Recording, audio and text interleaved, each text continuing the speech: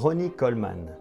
Ce nom résonne comme celui d'une légende dans le monde du bodybuilding. L'homme qui a dominé la scène mondiale, acquis 8 titres de Mister Olympia. Mais derrière ces muscles gigantesques, derrière les trophées, il y a une histoire de sacrifice, de douleur et d'une mentalité de fer qui dépasse tout ce que l'on peut imaginer. Aujourd'hui, on va plonger dans l'incroyable parcours de cet homme qui a prouvé que l'impossible était possible, mais à quel prix? Cette histoire, c'est celle de Ronnie Coleman. Ronnie Dean Coleman est né le 13 mai 1964 à Monroe en Louisiane. Cet état du sud des États-Unis est connu pour son histoire complexe et ses fortes disparités économiques.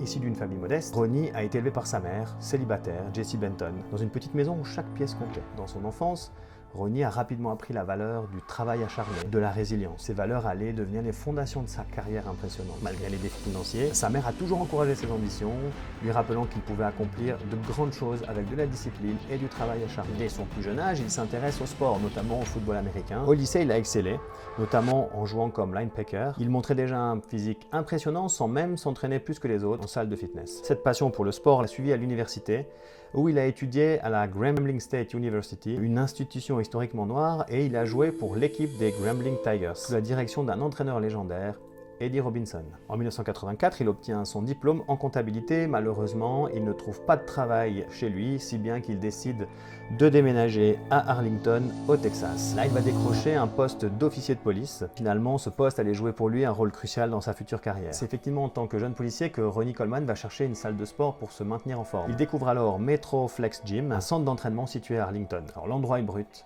sans climatisation, et les haltères rouillés témoignent d'une ambiance un peu hardcore. C'est ici qu'il fait la connaissance de Brian Dobson, le propriétaire de la salle. Dobson est un culturiste amateur et aussi un entraîneur passionné. Il remarque immédiatement le physique incroyable de Ronnie Coleman. Mais malgré son physique, Ronnie n'avait jamais envisagé de faire carrière dans le bodybuilding, préférant notamment se concentrer sur son rôle de policier. Mais Dobson est convaincu qu'il tient là un diamant brut. Il ne lâche pas l'affaire. Il invite Ronnie Coleman à participer à la compétition locale, Mister Texas, promettant de l'entraîner gratuitement s'il acceptait de concourir. Ronnie, avec son humilité habituelle, hésita et refusa dans un premier temps. À cette époque, il n'avait aucune expérience en bodybuilding et il n'était même pas sûr de ce que cela allait impliquer. Mais Brian Dobson n'est pas un homme qui recule. Il lui montre quelques poses, lui explique les rudiments du bodybuilding et surtout fait appel à l'esprit compétitif de Ronnie Coleman. Il savait qu'il n'était pas du genre à refuser les défis. Finalement, Ronnie accepte son offre, non pas parce qu'il voyait un avenir dans le bodybuilding, mais surtout parce qu'il pouvait bénéficier d'un abonnement gratuit à la salle. Sous la direction de Dobson, Ronnie commence un entraînement intensif et suit une diète particulière pour se préparer à Mister Texas. À sa grande surprise, il remporte le concours, non seulement dans sa catégorie, mais également dans l'overall, toutes catégories confondues, battant même Brian Dobson lui-même. Ce moment a marqué un tournant dans la vie de Ronnie Coleman. Elle a réveillé une passion pour le bodybuilding qu'il ne soupçonnait même pas. Donc Dobson a été son premier mentor et il a également planté une graine qui allait transformer Ronnie en l'une des plus grandes légendes de ce sport. Après sa victoire éclatante à Mister Texas, il commence à entrevoir la possibilité de faire carrière dans le bodybuilding. Il obtient sa carte pro en 1992. Il mène encore une double vie. Officier de police à Arlington, travaillant avec des horaires souvent chargés, tout en s'entraînant avec une rigueur militaire à Metro Flex Gym, sous l'œil attentif de Brian Dobson. Dès les premières années de sa carrière de professionnel, il se lance dans des compétitions. Avec beaucoup d'humilité, il obtient la carte pro, comme je l'ai dit, en 1992, mais ses débuts professionnels sont difficiles. Il participe notamment à l'Arnold Classic ou encore à la Night of Champions, mais il sera toujours très mal classé. Pourquoi? Parce qu'il n'avait pas encore trouvé son équilibre en termes de préparation mentale, en termes d'entraînement et en termes de diète. Ces années de discrétion lui ont permis de perfectionner son approche, lui ont permis de se forger une mentalité de fer. Et au lieu de se décourager, il allait travailler sur chaque détail. Il allait apprendre des meilleurs et il allait continuer à travailler comme officier de police. Le tournant décisif arrive en 1996 quand il commence à travailler avec Chad Nichols. C'est un entraîneur diététicien qui est bien connu dans le milieu du bodybuilding. Il identifie rapidement que Ronnie a le potentiel de devenir un athlète exceptionnel et unique, mais que son régime et son plan d'entraînement ne sont pas adaptés. Alors il élabore un plan nutritionnel et un plan d'entraînement spécifique à Ronnie, visant à maximiser sa masse musculaire tout en affinant sa définition. Ronnie suit ses directives à la lettre avec une discipline inégalée. C'est aussi à cette période-là qu'il commence la visualisation mentale, et notamment dans sa préparation où il va imaginer, visualiser chaque pose, chaque contraction musculaire, jusqu'au moment de la victoire sur scène. Jusqu'en 97, Ronnie Coleman est considéré comme un outsider. En 98, tout change. Lors de la compétition de Mister Olympia, le titre de champion est ouvert en effet à le triple vainqueur Dorian Yates a pris sa retraite. Beaucoup de fans et d'analystes voient cependant Flex Wheeler décrocher le titre, mais Ronnie Coleman arrive préparé comme jamais. Sa masse musculaire est extraordinaire, sa définition est chirurgicale, son énergie sur scène est incomparable. Lorsqu'il monte sur scène, c'est une révélation. Le public et les juges sont stupéfaits il décroche le titre de Mister Olympia 1998 à la surprise quasi générale. Un fait marquant, lors de cette victoire, il est tellement ému qu'il éclate en sanglots sur scène. Des interviews, il confie qu'il ne s'attendait pas à gagner et à avoir ce moment de gloire. Cette humilité deviendra l'un des traits pour lesquels il est un athlète admiré. Pour comprendre l'accomplissement qui a été établi par Ronnie Coleman avec ce titre de Mister Olympia, plongeons-nous un petit peu dans ce que signifie finalement Mister Olympia. En fait, c'est le Graal absolu. C'est un concours qui a été créé en 1965 par Joe Weider, l'une des figures emblématiques de l'univers du fitness. C'est un concours qui réunit les meilleurs bodybuilders du monde, chaque année sur une seule scène, pour se mesurer les uns aux autres. Le but, c'est de démontrer, prouver qu'ils incarnent la perfection physique. Mais attention, il ne s'agit pas seulement de ces muscles, les critères sont très exigeants. Il y a la masse musculaire. Premièrement, les athlètes doivent avoir un volume musculaire impressionnant. Il y a ensuite la symétrie et les proportions. Chaque muscle doit être parfaitement équilibré. Aucune partie du corps ne doit dominer l'autre. Il y a la définition musculaire, qui est un critère important. Les athlètes doivent exhiber des détails musculaires précis, comme des veines visibles, des séparations nettes entre les différents groupes musculaires.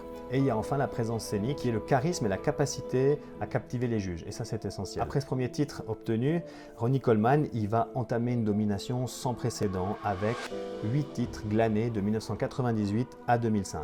Il égale ainsi le record de Lee Haney. Chaque année, il revient plus impressionnant, repoussant les limites de ce qu'on pensait possible.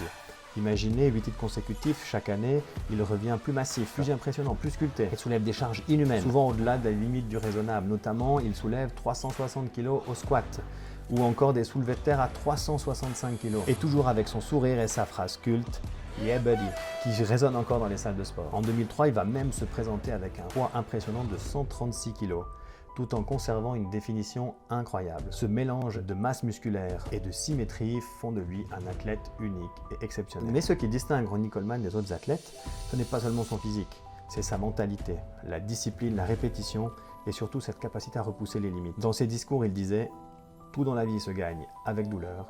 Si tu veux être le meilleur, tu dois accepter de souffrir. » Et souffrir, Ronnie l'a fait. Ses entraînements étaient d'une intensité inhumaine. Pas de raccourcis, pas d'excuses. Mais derrière cette force mentale se cache aussi un coût énorme.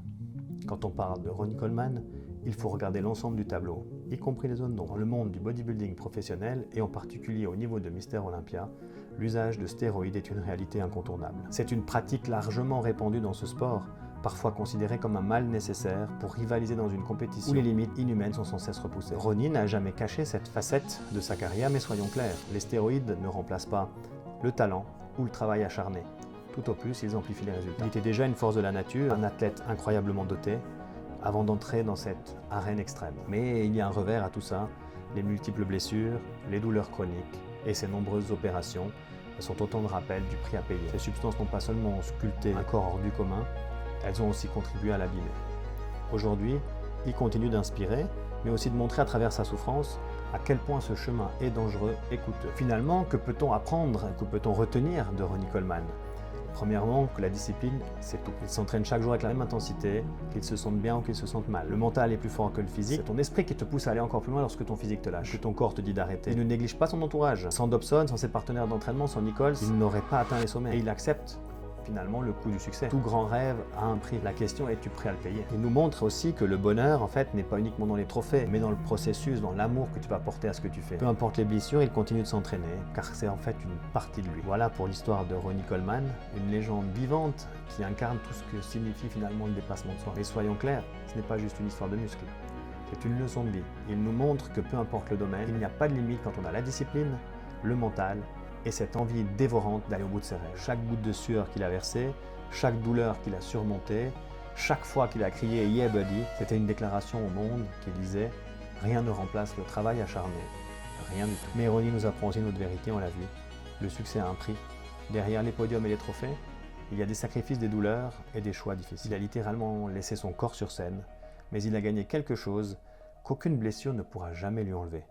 Le respect éternel et l'héritage d'un champion. Alors maintenant à toi, que ce soit dans le sport, que ce soit dans ton quotidien, au travail, pose-toi cette question. Es-tu prêt à tout donner pour atteindre les objectifs que tu t'es fixés? Es-tu prêt à affronter tes limites, à repousser tes doutes, à souffrir pour grandir toujours? Si Ronnie Coleman nous a appris quelque chose, c'est que les excuses ne construisent pas les champions, les actions si. Si tu veux plus de contenu comme celui-ci, des histoires d'athlètes, des conseils en préparation mentale, des stratégies de haut niveau, n'hésite pas à t'abonner en activant la cloche. Je t'invite à rejoindre la communauté. Ensemble, on va continuer de progresser.